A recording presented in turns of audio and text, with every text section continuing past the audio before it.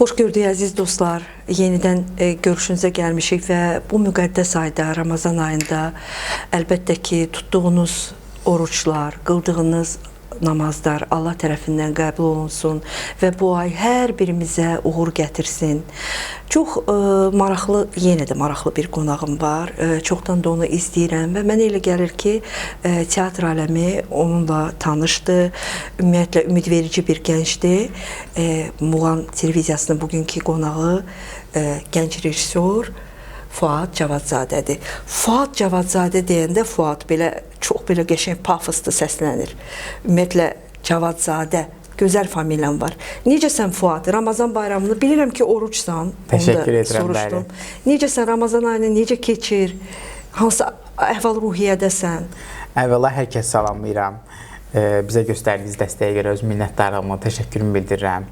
Əslində sizin dəyəriniz Azərbaycan mədəniyyətinə, Azərbaycan gəncliyinə verdiyiniz dəyərin nümunəsi kimi qəbul edirəm. Ona görə öz təşəkkürümü bildirirəm əvvəlcədən. Təbii ki, qarşıdan gələn Ramazan bayramımızı və Novruz bayramımızı hər kəsin təbrik edirəm. İnşallah ki, sabah artıq ayın 20-sidir, Novruzu qeyd edəcəyik inşallah. Bəli. Hər kəsə xeyirli, uğurlu, düşərli olsun inşallah. Ramazan da bizim müqəddəs bayramlarımızdan biridir. Düzü hər il qayda qanunlara əməl etməyə çalışırıq. Bizim də görüşümüz nə xoş ki, Ramazana düşdü. Nə xoş ki, həm Ramazan, həm Novruz bayramı, necə deyirlər, bayramlar ərəfəsində. Bəli, bayram bayrama qarışıb. Fuad, bir balaca mənə özün haqqında məlumat ver, təhsilin haqqında, hal-hazırda işin haqqında, sonra keçəcəyik sənin fikirlərinlə tanış olmağa. Mən əslində Sabirabad rayonunda anadan olmuşam. Daha sonra Bakıda 288 saylı tam orta məktəbi bitirmişəm, 11 illik. Eyni zamanda... Yaxşı qiymətlərlə bitirmişsən? Normal deyərdim. Teatra marağın uşaqlıqdan olubmu? Təbii ki, mən 5 yaşımdan mədəniyyət mərkəzində fəaliyyət göstərmişəm. Nə gözəl, bundan danış. Əliəmirovada Mədəniyyət Sarayında başlamışam. Orada artıq aktyor kimi, dram dərnəyində daha qismət oldu, universitet qəbul olundan sonra artıq ilk iş yerim başlanğıc olaraq da oradan başladım. Eyni zamanda mən artıq 10 yaşımda Cəfər Qaryağdıoğluna, oğlu adına 9 saylı uşaq musiqi məktəbini fortepiano ixtisası üzrə bitirmişəm. Ay, nə gözəl. Həyat tali elə gətirdi ki, universitetə rejissorluq istiqamətində qəbul oldum. Çünki incəsənətin bir çox sahələri ilə məşğul olmuşdum. Aktyorluq, rəssamlıq, estrad oxumaq. Amma daha çox özümü daha arxa planda rejissorada gördüm. Çünki müəyyən fikirlərim var idi. Onu ötürmək, o istiqamətdə təxəyyülümdən hərəkət eləmək istədim. Qismət tali elə gətirdi ki, Mədəniyyət və İncəsənət Universitetinin Teatr Sənəti Fakültəsinin rejissorluğuna qəbul oldum. Müəllimin kim olub institutda? İlk mən Ramiz Əzibəylinin kursuna qəbul olmuşam. Ay, nə gözəl. Müəllimlərim çox olub əslində. Məsələn, Ağakişi müəllimlə dərs almışam. Ağakişi Kazımov. Daha sonra Vəfaxan Bayramova, Fikrət Məlikov, bir çox müəllimlər olub, ustadlarım olub. İndinin özündə də ustad hesab elədiyim adamlar var. Təbii ki, hərəsindən, hər ustad sənətkardan bir şey öyrənmişəm, bir şey əldə eləmişəm. Düşünürəm ki, bu gələcək də mənim öz köməyimə çatacaq. Sonra taliyə elə gətirdi ki, mən universiteti bitirəndən sonra İstanbul Dövlət Universitetinin Radio, Televiziya, Sinema Fakültəsinə qəbul oldum. Ay, nə gözəl. Bax, bu əla faktdır. O bölüm necə oldu? Mən ora qəbul olanda universitetin artıq 4-cü kursundaydım ki, belə deyək. Qəbul oldum. Həmin dövr televiziyada falan biraz fəaliyyətim var idi. Amma bir ildən sonra düşündüm ki, mən artıq burada artıqam. Ona görə düzdür, 15 tələbə içərisinə qəbul olmuşdum o fakültəyə. Nə gözəl, nə gözəl. Çünki dövlət universiteti olduğuna görə hər il xarici tələbələr bir yerə ayrılırlar. Mən həmin fakültəni sildim, dondurdum, belə deyək, yenidən hazırlaşdım. Bu dəfə İstanbul Dövlət Universitetinin tərkibində olan İstanbul Dövlət Konservatoriyasının Teatr Sənəti Fakültəsinə qəbul oldum. Magistr təhsilimi elə bu yaxınlarda da bitirdim demək olar ki. Ay, nə gözəl. Deməli, 2 təhsilim var. Bəli, bəli. Həm Azərbaycan Dövlət İncəsənət Universiteti, həm də İstanbul Universiteti Dövlət Konservatoriyasında magistr üzrə. Həmin dövr mənim artıq son dissertasiya yazı mərhələsində idim ki, burada Azərbaycanda Milli Gənc Tamaşaçılar Teatrında rejissor assistenti olaraq çalışmağa başladım. Eyni zamanda sağ olsun teatrda şərait yaratdı. Mən dissertasiyamı da müdafiə elədim. Eyni zamanda mənim orada məqaləm yayımlandı. Akademik fəaliyyətdə də inşallah istəyirəm göstərmək. Bundan sonra doktorantura fəaliyyəti və s. Hələ ki başlanğıcdayıq. Elmi yoldasan, nə gözəl. Fuad, ümumiyyətlə İstanbuldakı abu-hava, deyək ki, incəsənət abu-havası ilə bizim abu-havada bir fərq varmı? Ümumiyyətlə orada qalıb, necə burada qalmadın? Yəni təklif eləmədilər, yoxsa özün vətəni istədin? Yox, əslində mən çoxları var ki, orada qalır. Oxuduğum bölüm İstanbul Dövlət Universitetinin tərkibində olan konservatoriya idi ki, məsələn, mənim orada professorum, bölüm başqanı professor Tufan Karabulud idi ki, Yıldız Kələntərlinin birbaşa tələbəsi idi və hal-hazırda da onun vəzifəsində çalışır, universitetdə tutduğu vəzifədə və onun öz teatrları da var idi, özəl teatrları da var idi. Qala bilərdi. Fəaliyyət göstərə bilərdim, amma məndə çox qəribə bir vətənə bağlılıq var ki, gəldim bura, düzdür və bir çox başqa Azərbaycan teatrlarına da böyle dəvətlər oldu. Azərbaycan teatrına da vətəndən kənar. Amma niyəsə hələ ki burada başlamaq və özümü burada teatr ictimaiyyətinə hələ ki təqdim eləmək istəyirəm. Ondan sonra inşallah gələcəkdə baxarıq. Bilmək olmaz. Yəni getmək şansın da olsa gedə bilərsən. Getmək şansım olsa, amma hər halda mən universiteti də dövlət hesabında oxumuşam, konservatoriyanı da dövlət dəstəyini oxumuşam. Ay, nə gözəl. Ona görə mən burada belə deyək ki, qaytara biləcəyim borclarım var, düşünürəm ki, mənəvi borclardır. Onları ödəməliyəm. Eyni zamanda həm ailəmə, həm dövlətimə, həm millətimə yararlı bir vətəndaş olmaq istəyirəm. Hələ ki, burayla bağlıdır fikirlərim. Çox gözəl ki, Fuad elmi yoldadır. Mən belə gəncləri, ümumiyyətlə belə gəncləri çox sevirəm ki, hansı ki ambisiyaları var, hansı ki, yəni uğur qazanmaq üçün, yəni özlərini fəda eləyirlər deməzdim. Yəni uğur qazanmağa can atırlar. Çox insanlar tanıyıram ki, rejissoranı qutarıblar, başqa-başqa sahələrdə işləyirlər. Yəni sırf teatra, yəni hər adama nəsib olmur ki, sırf bu xəttdən geçsin. Fuad, sənlə söhbət eləyəndə dəvət eləmək istədim səni. Yəni tamaşaçılarımız da bilsin ki, qar borana düşdük, sonra nəsə problemlər oldu. Axır görüşdük və gözəl bir ayda görüşdük. Nə gözəl ki, bəli, nə gözəl ki, bu ayda görüşdük. Fuad, Sumqayıt Teatrının adını çox çəkdin. Yəni Sumqayıt Teatrına Fuad Cavadzadəni nə bağlayır, tamaşaçılarımız bilsin. Mən Bakıya gələndə, xaricdə təhsilimi bitirin ərəfədə, elə oldu ki, teatrlarda fəaliyyət göstərməyə çalışdım, başladım. Bilirsiniz ki, Azərbaycanda 27 dövlət statuslu teatr var ki, bunun da çox az qismi 4 Bakının paytaxtın belə deyək ki, paytaxtda düşür, digərləri isə bölgələrdədir. Elə oldu ki, bölgələrdə çalışmaq əsas məqsəd olmalı idi birinci başlanğıc üçün. Çünki hardansa başlamaq üçün tramplin olaraq bölgədən başlamaq lazım idi. Və bir də hal-hazırda paytaxtdakı vəziyyət, mövcud vəziyyətdən siz də xəbərdarsınız. Ona görə biraz başlamaq burada çətin olacaq idi. Mən əslində bir çox bölgə teatrlarında fikirləşdim, düşündüm. Amma talih elə gətirdi ki, çox sağ olsun, mən Mehriban xanımın yanında artıq Gənc Tamaşaçılar Teatrında assistent olaraq çalışmağa başladım. Əslində düşünürəm ki, bundan sonraki həyatımın və karyeramın başlanğıcda mənə göstərdiyi dəstəyə görə bir ömür təşəkkür borcum olacaq o xanıma. Mehriban xanım Ələkbərzadəyə. Bəli, bəli. Çünki mənim üçün ustad sənətkardır. Eyni zamanda onun göstərdiyi dəstək həm mənə, həm eyni zamanda gənclərə bu danılmaz bir şeydir. Elə oldu ki, mən Gənc Tamaşaçılar Teatrında çalışmağa başladım və artıq... Onda Mehriban xanımın dəvəti ilə gəldim bura? Əslində mən istəmişdim. Yəni o da sənə təkan verdi? ora mənə təkan verdi. Çünki elə bir orada çalışan ustad sənətkarların yanında görmək, götürmək, öyrənmək. Özü bir məktəbdir. Özü bir məktəbdir. Və sən Mehriban xanımın Kod ADVX tamaşasında rejissor assistenti kimi çalışdın. Bəli, indi də hal-hazırda çalışıram. Hal-hazırda da tamaşa mən bildiyim qədər müəyyən qədər yığılıb da, yəni qısaldılıb və tamaşa repertuardadır və sən orada rejissor assistenti kimi çalışdın. Bəli. Və nə yaxşı ki, Mehriban xanım Ələkbərzadə bizim gənclərə dəstək olur. Bu əlbəttə ki, çox gözəldir.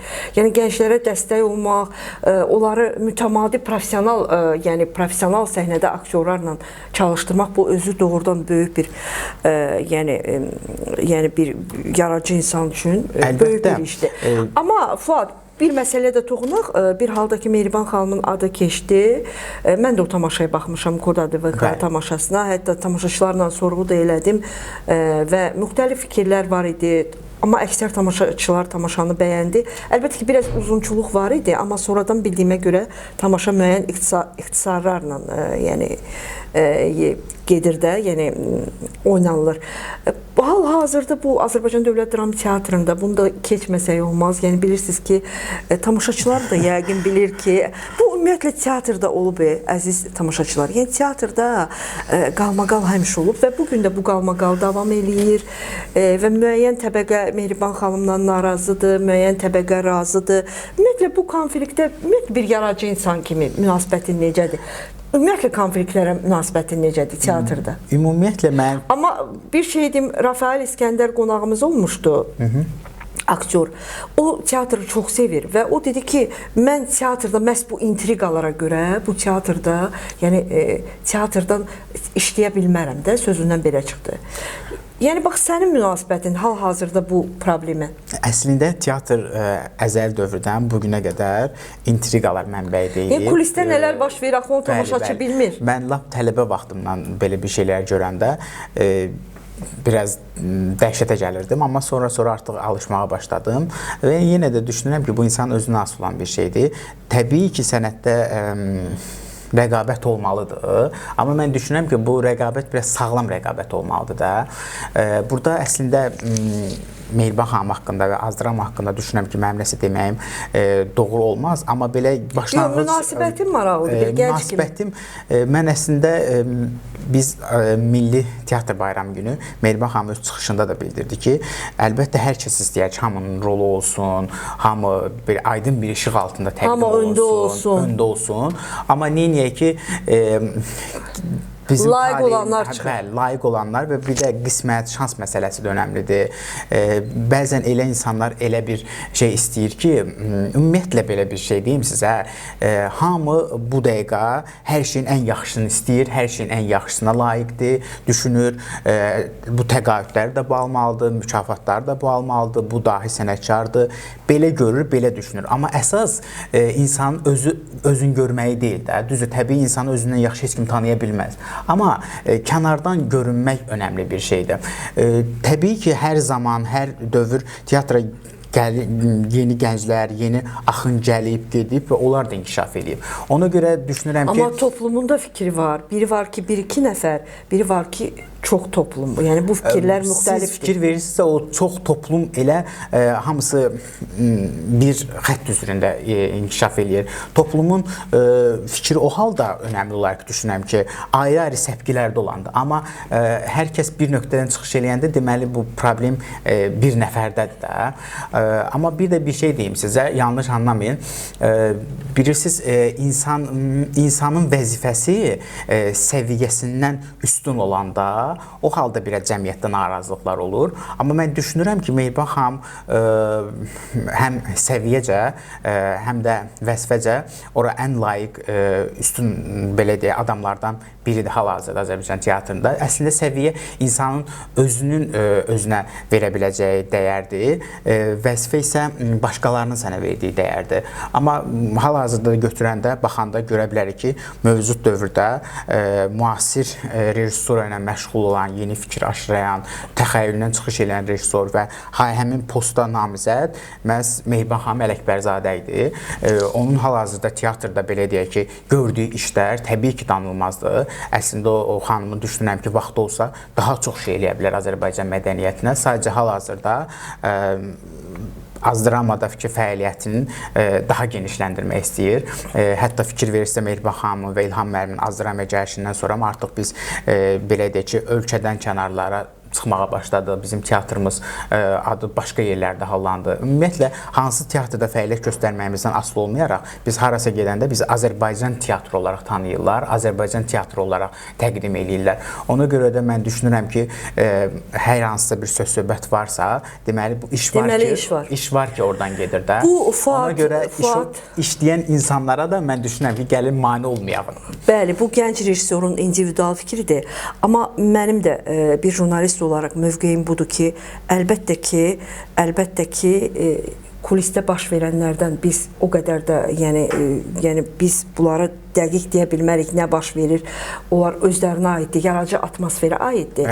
Amma bir şey deyə bilərəm ki, haqq, ədalət əvvəl-axır öz yerini tutur. Əlbəttə. Bir də onu da demək istəyirəm ki, bax buradan tamaşaçılarda demək istəyirəm ki, yaradıcı insanlarla elə davranmaq lazımdır ki, Fuad, yaradıcı insanın negativ fikri də ola bilər, yaradıcı insan özünə məxsusluğu var, yəni onunla davranışda, ona münasibət də biraz özəl olmalıdır. Yəni bu insan, yaradıcı insan bu obraz yaradır və rejissorla işləyir və bunlar tandemdədir də həmişə.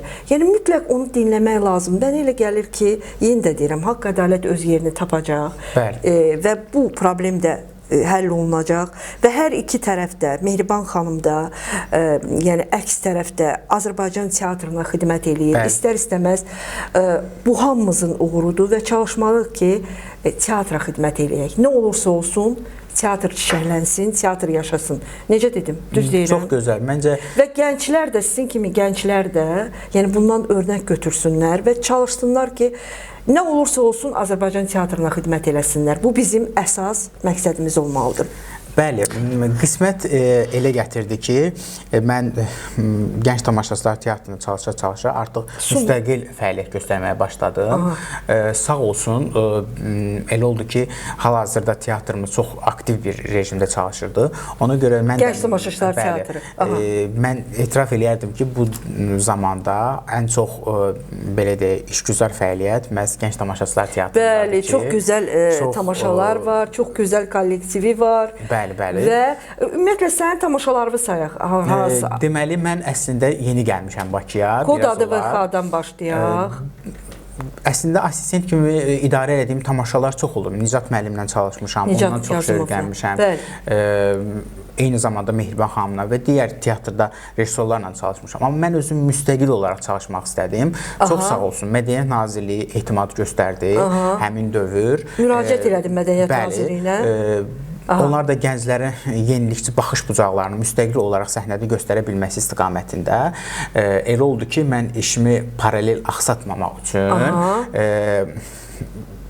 digər bölgə teatrlarına yox, mən Sumqayıtı üst tutdum ki... Orada müstəqil tamaşalar qoymuşsan. Bəli, çünki digər bölgə teatrlarına getsəydim, düşünürdüm ki, təbii ki, hər birinə hörmətim var, hamısından münasibətim çox yaxşıdır. Düşünürəm ki, həyatımın hansısa bir məqamında mən yolum onlardan keçəcək.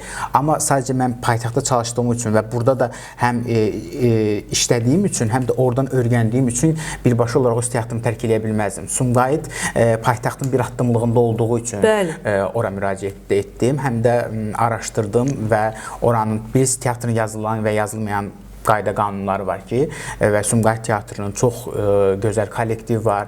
Hal-hazırdakı rəhbərliyi də, baş rejissoru da ümumiyyətlə teatrın inkişafı istiqamətində çalışırlar.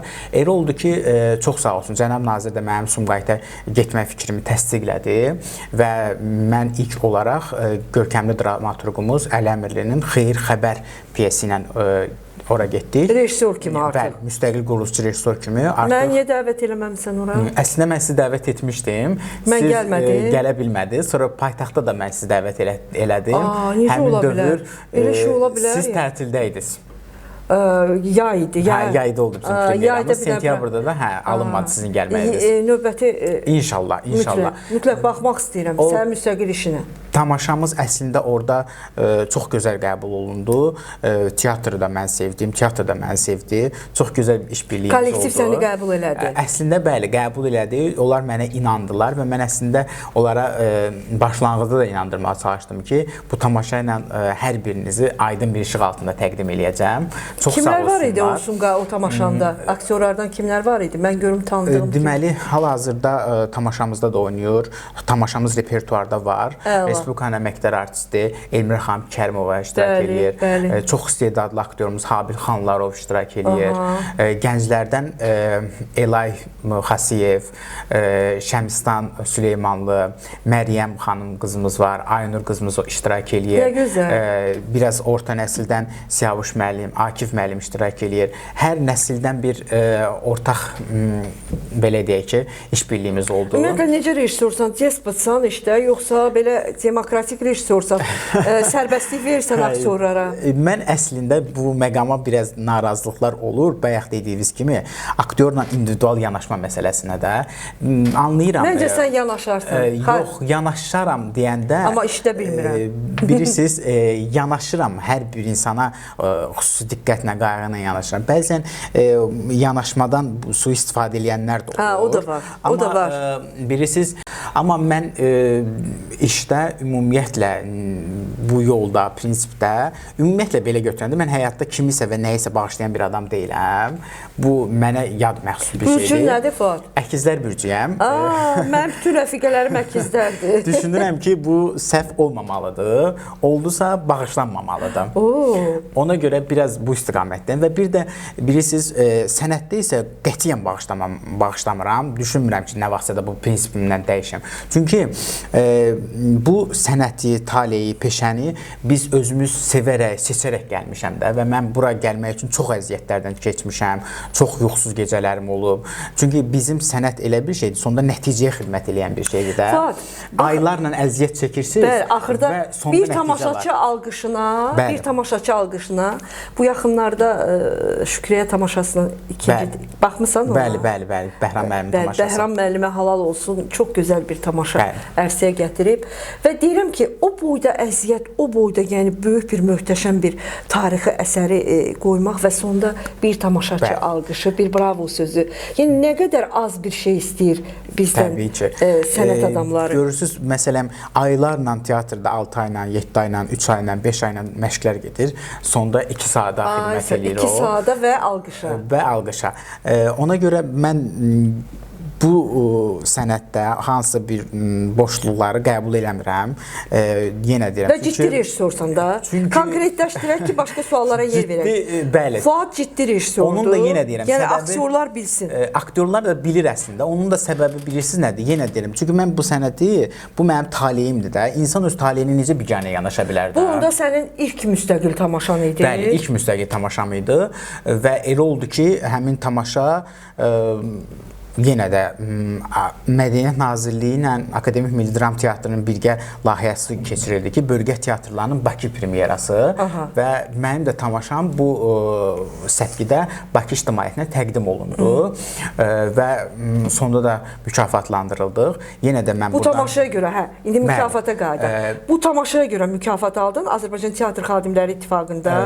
Azərbaycan deməli Mədəniyyət Nazirliyinin və Akademik Milli Dram Teatrının birgə təşkilatçılığı ilə idi ki, sağ olsun Mədəniyyət Nazirliyi ilə Akademik Milli Dram Teatrının mükafatı idi ki, Milli Teatr mükafatı vətənpərvərlik ruhunun təbliğinə görə təsis olundum. Eyni zamanda bu tamaşa ilə mən Bakı teatr sevərlərinə, Bakı ictimaiyyətinə özümü təqdim edə bildim və göstərə bildim. Bundan sonra özümün çalışdığım Milli Gənc Tamaşaçılar Teatrında tamaşamız yenidən Bakı teatr sevərlərinə təqdim olundu. Çox gözəl. Təbii ki, bizə yaratdığı bu şəraitə görə mən Mədəniyyət Nazirliyinin özlərinin təşəkkürümü, minnətdarlığımı bildirirəm. Eyni zamanda bu bölgə teatrlarını öz ağuşuna alan, ana teatr missiyasını həyata keçirən Akademik Milli Dram Teatrına, bu layihənin rəhbəri, bölgə teatrının Bakı premyerası layihəsinin rəhbəri Mehriban xanım Əkbərzadəyə təşəkkürümü, minnətdarlığımı bildirirəm. Əməyə keçən hər kəsə. Bəli, eyni zamanda Milli Gənc Tamaşaçılar Teatrının rəhbərliyinə təşəkkürümü bildirirəm. Mənə yaratdıqları şəraitə görə bütövlükdə üzərimdə zəhməti olan, əməyi olan hər kəsə özlərinin təşəkkürümü, minnətdarlığımı bildirirəm. İnşallah növbəti işimiz var Sumqayıt Teatrında, Bakı teatrlarında. Bəli.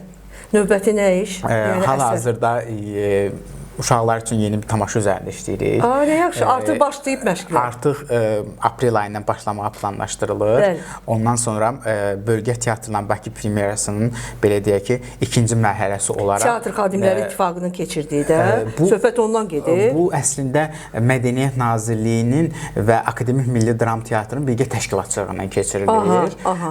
Onların belə deyək ki, layihəsidir. Yəqin ki, Teatr Xadimləri İttifaqının burada belə deyək ki, dəstəyi də var. Bu layihə çərçivəsində də növbətdə tamaşamız olacaq. Uşaq tamaşası. Bəli, Sumqayıtda artıq uşaq tamaşasını istəyirəm. Əslində uşaq tamaşası mən düşünmürdüm ki, nə zamansa uşaq tamaşasına müraciət eləyərəm. Baxmayaraq ki, çalışdığım teatr Gənclər Teatrıdır.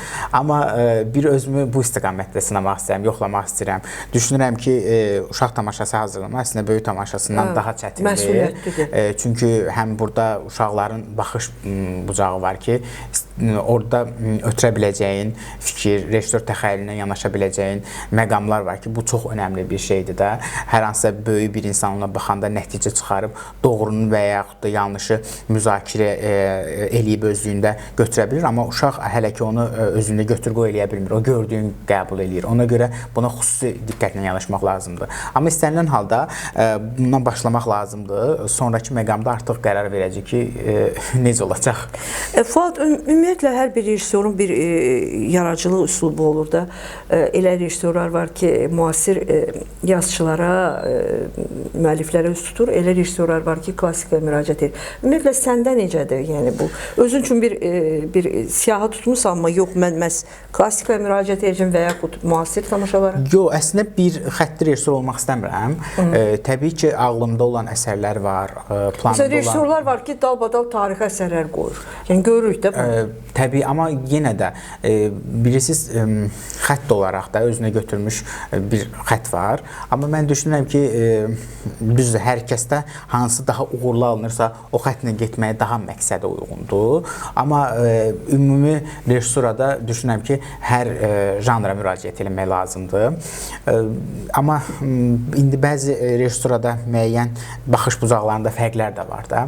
Rejissuranın başqa cür elə bir klassik əsər var ki, uşaqlıqdan o sənin beynindədir ki, tutalım, bir qonağım olmuşdu, dedi ki, çox istəyir. Yox, bir qonağım olmamışdı, yox.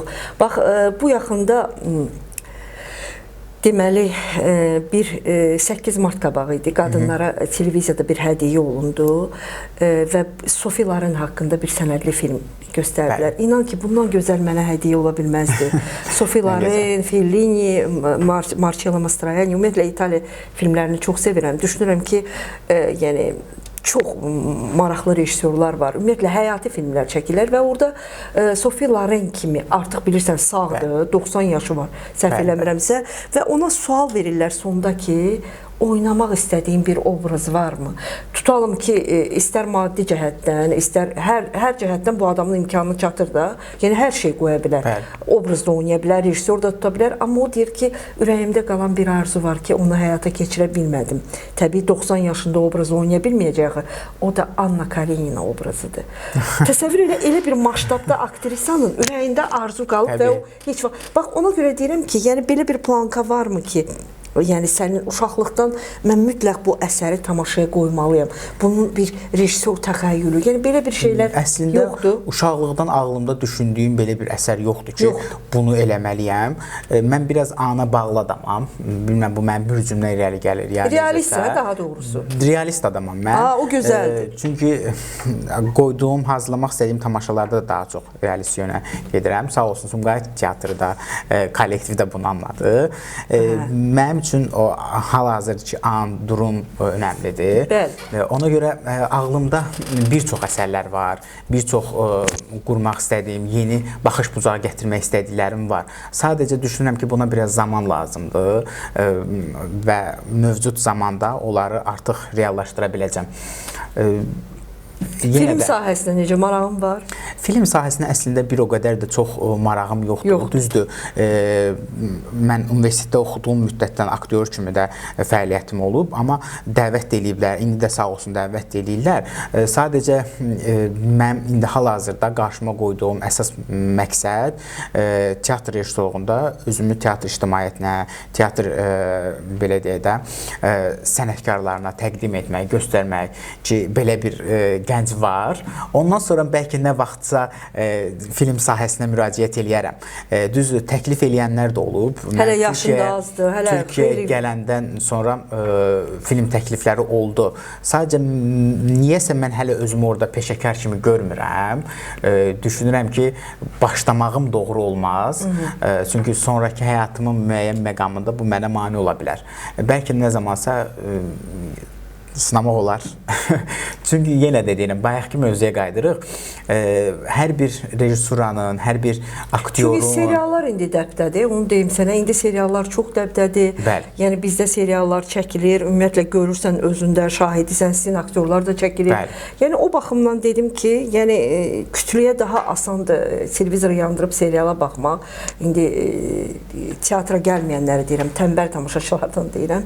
O baxımdan düşünürəm ki, hal-hazırdakı çəkilən seriallar düz hamısı belə də əmək sərf olunur, zəhmət sərf olunur. Onları da pisləmək olmaz. Onları da pisləmək olmaz. Bəli, həm də orada aktyorlar oradan dolanır. Gəl bunda açıq deyək də. Amma mən sevmədiyim bir məqam var. Deyirlər Azərbaycanda film sahəsində çətinliklər var falan. Əslində Azərbaycanda film sahəsində o qədər çətinliklər yoxdur.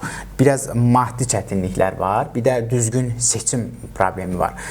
Çünki bilirsiniz, elmi, texnikanın, tərəqqinin bu qədər inkişaf elədiyi bir vaxtda film ərsəyə gəlmək üçün burada texnologiya lazımdır. Sponsor lazımdır, yaxşı sponsor. Eyni zamanda müasir avadanlıqlar lazımdır.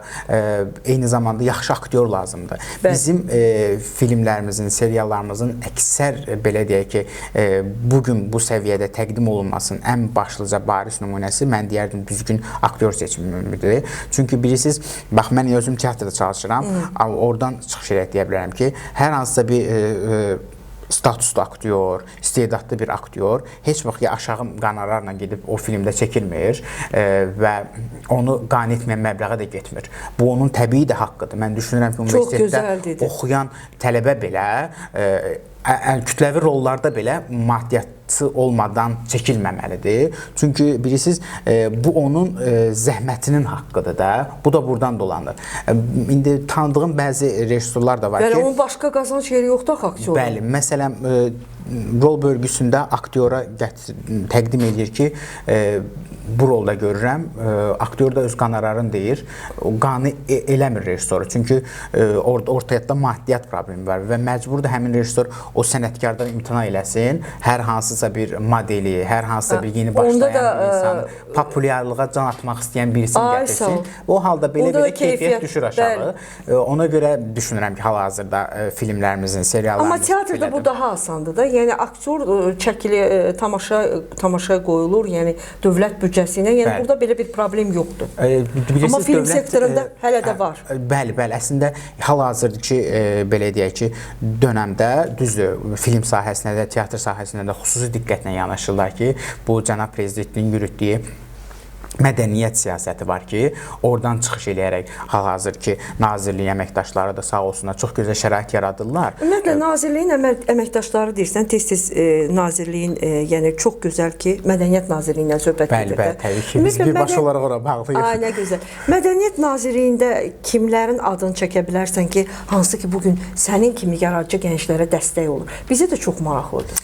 Əslində, Mədəniyyət Nazirliyində... Yəni, biraz nazirliyə elə təqdim edirlər ki, nazirlik güya şərait yaratmır. Yəni, bildiyim qədər, bax, bir aktyor var, o da bu yaxınlarda səhv eləmirəmsə, nazirlik haqqında negativ fikirlər bildi. Hikmət Rəhimov. Yəni, Hikmət Rəhimov bildirdi ki, yəni, nazirliklə bağlı nəysə fikirlər irəli sürdü ki, negativlər var. Yəni, Yəqin tanışsan da. Bilirəm, əslində demək Yəni istədiyim... kimlərin adını çəkə bilərsən ki, hansı ki, onlar gənclərlə işləyir, onlara şərait yaradır. Bax, biz də tanıyaq da onları. Gənclərlə şərait yaradır, işləyir deyəndə, bilirsiniz, burada əslində... Mədəniyyət Nazirliyinin nümayəndələrindən söhbət gedir. Nümayəndələrindən də söhbət gedir. Amma İncəsənət hal-hazırda cəmiyyəsi çox kiçik bir cəmiyyədir və hər kəs düşünürəm ki, bir-birindən üz-üzə gəlir. Və çıxış eləyəndə, neysə danışanda müəyyən həqiqətlər var ki, oradan çıxış eləyib danışmaq lazımdır. Düzdür, müəyyən şeylər demək mənə düşməz, mən özümə cavab deyəm. Yox, mən yaxşı mənada deyirəm ki, dəstəkləyən insanlar. Dəstəkləyən insanlar, bilirsiniz, məsələn, elə Cənab Nazirin özü. Şəxsən mən birbaşa olaraq 3 dəfə mən özü ilə görüşmüşəm Cənab Nazirlə. Hal-hazırda da bizim, belə deyək ki, sosial şəbəkələrdə də mən dəfələrlə görmüşəm. Gənclərlə təmas qurur. Görür. Nə gözəl. Özü şəxsən. Bəli, şəxsən. Məsələn, bu çox gözəldir. Onun eyni zamanda səlahiyyətli nümayəndələri var ki, teatr sektorunda fəaliyyət göstərən, mədəniyyət və qeyri-maddi və mən bildiyim qədər Nazir özü teatrda gəlir, görüşlər keçirir. Bəli, görüşlər keçirir. Onların aktyorların, yəni problemləri ilə maraqlanır. Bu nə gözəldir. Bəli, ona görə deyirəm ki, hal-hazırki dövrdə çox böyük irəliləyişlər var. Məsələn, əvvəl görməzdiniz, amma indi görürsünüz, Cənab Nazir özü gəlir. Şəxsən Fərəx xanım özü tamaşalara gəlir. Eyni zamanda tamaşalardan sonra aktyorlarla görüşür, öz fikirlərini bildirir. Çox gözəl müsbət haldır. Məsələn, məni çox sevindirdi ki, mən Milli Gənc Tamaşaçılar Teatrında tamaşam təqdim olanda Fərəx xanım şəxsən özü gəldi, iştirak elədi. Öz təkliflərini bildirdi. Nə gözəl. Növbəti layihələrdə nəyi necə etmək lazımdır. Bilirsiniz, yenə hər bir şey düşünürəm ki, insanın özündən asılıdır. Düzdür, bizim özümüzdən asılı olmayan çox şeylər var bu sənətdə. Amma düşünürəm ki, biraz səbirli olmaq, çalışmaq lazımdır. Və bir də demək istədiyim, amma necə deyə biləcəyim şeylər var ki, bilirsiniz, müəyyən qayda qanunlar var ki, ona riayət eləmək lazımdır. Düşünürəm ki, insanda mədəniyyət tərbiyəsi olmaq, oradan çıxış eləmək, teatral tərbiyəsinin olması çox önəmli bir şeydir. Bəzən bu tendensiyalar pozulur və oradan dolayı narazılıqlar olur. Başa düşdüm səni, başa düşdüm. Yəni, əgər Mədəniyyət Naziri bu qədər belə gənclərimizə dəstək olursa, mən bildiyim qədər də olur. Yəni, mən də görmüşəm o görüşləri, yayımlayıblar sosial şəbəkələr. Yəni, bunu sivil qaydada müraciət eləmək olar, təmas qurmaq olar. Təbii. Yəni, Fuad dediyi kimi də, yəni, hər halda hamımız Azərbaycanlıyıq, hamımız Azərbaycan mədəniyyətinə xidmət eləyirik. Yəni, bunu çözmək olar bu problemləri.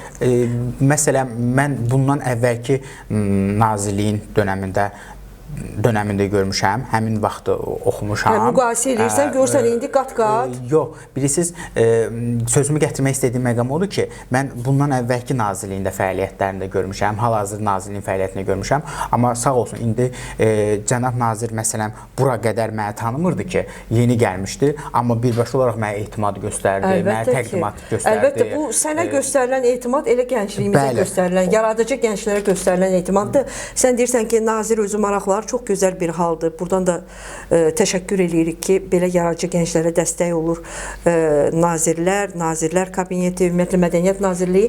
Və mən sənə bir şey deyim, mənim dövrümdə, mənim gənclik dövrümdə Nazir özü Teatr Plus TV verilişi var idi. Girib YouTube-da baxa bilərsən. O verilişi Nazir aparırdı. Mənim kimi adi bir jurnalistlə Nazir o verilişi aparırdı və aktyorlarla bir təmas qurmuşlar. Bir klub deyək ona. Bir klub kimi. Və inan o qədər baxılırdı ki, Nazir özü yəni yığmışdı başına aktyorları və onlarla o qədər sevirdi ki, bu sənəti. Yəni incəsənət spesifik bir sənətdir də. Yəni buranın naziri də onu sevməlidir və sevirsə nə gözəl bizə. Demək ki, ortaya gözəl işlər çıxacaq. Əlbəttə, amma əslində bilirsiniz, hal-hazırda bu tək Mədəniyyət Nazirliyi ilə bağlı olan bir durum deyil. Ümumiyyətlə, vəzifə strukturunda biraz yanlış anlaşılmalar var. Bilirsiniz... Fuad, hər yerdə negativlər var. Baxın, bunlar olmasa, mən sənə deyim, bax, gəncdən, hər yerdə hamını razı salmaq mümkün deyil. Təbii. Yəni, bu normal şey. İncəsənət sayəsində, hansı ki, sən spesifik insanlarla işləyirsən, özəl insanlarla, bunlar yaradıcı təfəkkürə malikdirlər və bunlarla xüsusi yanaşma, bunları da razı salmaq olmaz. Bəli. tam razı salmaq olmaz. Nədənsə narazı olacaqlar. Narazılıq hər zaman olur. Bəli, çalışıb bunu sivil qaydada, normal bunu çözmək olar da problemləri. Bilirsiniz, yenə deyirəm. Çünki hamı hər şeyin ən yaxşısını istəyir, hamı hər şeyin ən yaxşısını özün layiq bilir, hamı özündən yüksək heç nəyi görmür, amma sən onu başa sala bilmirsən ki, axı sənin tutduğun, olduğun mövqe tamam fərqlidir. Hər kəsin öz mövqesi var. Bir də tamam başqa bir səpkidən olan narazılıqlar var. Ümumiyyətlə, teatrın tərkibində belə yazılmayan qayda qanunlar var ki, düşünürəm ki, bunun nəinki mediaya çıxması, bu ümumiyyətlə teatrın qapısından kənara çıxması doğru olan bir şey deyil. Ümumiyyətlə, bugün sosial şəbəkələr də var deyənə, hər kəs öz fikrini açıq şəkildə bildirir, artıq heç nəyə ehtiyac yoxdur. Amma bunu da, bəli, bunu da normal istifadə eləmək lazımdır. Bəli, mətbəxi niyə görə çıxmalıdır ki? Mən səni başa düşdüm. Çünki heç... Ortaya iş çıxmalıdır. Problemlər çıxmalı deyil. Ortaya iş çıxmalıdır. Problemlər çıxmalı deyil. Problemlərin çözümü də əlbəttə ki, problemlər də həll olunmalıdır, amma o da müəyyən bir sivil qaydada. Bəli, istənilən halda hər bir şeyin çıxış nöqtəsi var. Amma bunu müəyyən bir səpkidə, sivil qaydada, ədəb qanunları çərçivəsində bəli, başa düşdüm mən sən nə demək istəyirsən. Fuad, səni ilkin təqdim eləyəndə dedim ki, Fuad Cavadzadə, gənc rejissor, nə gözəl səslənir. Artıq sən bu pafoslu adını, familiyanı doğrultmalısan. Sən Fuad Cavadzadə deyəndə artıq biz çox istedadlı bir rejissor gözümüzün önünə gəlməlidir, onun tamaşaları gəlməlidir və mən doğrudan da mənlə müsahibələr eləyən müsahiblərim olub ki, indi artıq xalq artistidirlər, indi artıq elə bir müsahibim yoxdur ki, mənim müsahibəmdən sonra uğur qazanmasın, o əlin yüngüldür deyirlər, belə bir xalqda belə bir, bax mənim əlim yüngüldür, kimə salam verirəm, inan Allah Fuad, doğrudan belə, kimə salam verirəm, kimi tərifləyirəm, artıq 1 il, 2 ildən sonra mən onu tanıya bilmirəm. Heç sonra o özü mənə salam vermir. Bax, belə şeylər də olur. Olur. Təki xeyirli olsun, düşərli olsun. Təki mədəniyyətimiz qazansın. Təki, bilirsən, sizin tutduğunuz mövqe, sənin kimi gənclərin tutduğu mövqe, mən də bir anayam, mənim də evladlarım var. Bilirəm ki, bu çox gözəl mövqedir. Elmdir, təhsildir, mədəniyyətdir, incəsənətdir. Bunlar hamısı, yenə də deyirəm, bizim xalqımıza xidmət eləyir. Xalq bununla tanınır, xalq teatrı ilə tanınır, musiqisi ilə tanınır və nə gözəl ki, bu yolda Fuad Cavadzadə kimi rejissorlarımız var. Mən öz növbəmdə, artıq müsahibəmizin heç söhbət necə gəldi, keçdi bilmədik. Hələ də söhbət eləyə bilərik, amma müəyyən bir limitimiz var. Fuad, mən səni təbrik eləmək istəyirəm. Çox sağ ol. Belə bir uğur qazanmısan, tamaşan artıq, müstəqil tamaşan artıq uğurlar. Belə bir yolun başlanğıcındasan. Bəli, artıq belə bir yolun başlanğıcındasan və mən arzu edirəm ki, bu tamaşaların ardı arası kəsilməsin və mütləq media ilə də təmas qur. Bizim kimi jurnalistləri dəvət elə, hansı ki, qalmaqalı yox, məhz doğrudan da teatrı sevirlər, məhz doğrudan da teatrı təbliğ eləyirlər. Necə deyərlər, uğurların bol olsun və bu Ramazan ayında sənin də bizim izləyicilərə deməyə sözün varsa, buyur. Mən əvvəlcədən bildirdiyim kimi, sonda yenə sizə təşəkkürümü bildirirəm, minnətdarlığımı bildirirəm. Biz sizlə uzun zamandır sosial şəbəkədən tanışırıq. Bəli, mən səni çoxdan tanıyıram, sən də məni, məncə. Uzun zamandır izləyirik, mətbuatda görürük, müəyyən tədbirlərdə qarşılaşırıq. Mən sizə göstərdiyiniz etimada görə təşəkkürümü bildirirəm, minnətdarlığımı bildirirəm. Tamaşaçılara da öz təşəkkürümü bildirirəm ki, bu zamanını ayırıb bizə baxdılar. Düşünürəm ki, onların üçün də faydalı olmağa çalışdıq. Eyni zamanda demək istədiyim çox şeylər var ki, mən üzərimdə zəhməti olan, əməyi olan hər bir insana özlərinin təşəkkürümü, minnətdarlığımı bildirirəm. Təbii ki, bir insanın bir şəxsiyyət kimi formalaşmasında çox insanların zəhməti var ki, əlbəttə ki, ona görə üzərimdə zəhməti olan bütün hər kəs özlərinin minnətdarlığımı bildirirəm. Düşünürəm ki, həyatımın bu başlanğıcında ömrümün sonuna qədər təşəkkür eləyə biləcəyim insanlar var ki, bunlar da özləri də bilirlər və mən əslində mənlə həmyaşıd olan gənclərimiz var ki, onlara da buradan səsləndirəm ki, düzdür, narazılıqlar, çatışmamazlıqlar olur, var, olacaq. Bilirsiniz, daha çox pessimizmə qatılıb ancaq narazılığı əlində bayraq eləmək də doğru deyil. Sən yaradılmış şəraitdən, mövcud vəziyyətdən istifadə eləyib olanlardan, düzdür, məhdudlaşmaq yaxşı bir şey deyil, amma göstərilən şərait, göstərilən etimad çərçivəsində bunları təqdim etməyi bacarmalısan. Yenə deyirəm, hamı hər şey istəyir, amma istəmək də hər şey deyil. Düz istəmək artıq işin yarısıdır, amma mövcud şəraitdən çıxış eləmək əsasdır. Maraqlı yanaşmadır, çox maraqlı Ona görə yanaşmadır. mən bir daha təşəkkür edirəm, minnətdaram. İnşallah düşünürəm ki, həyatımızın müəyyən məqamında yenidən biz sizinlə görüşəcəyik. İnşallah, inşallah uğurlar diləyirəm. Çox sağ olun. Sağ ol.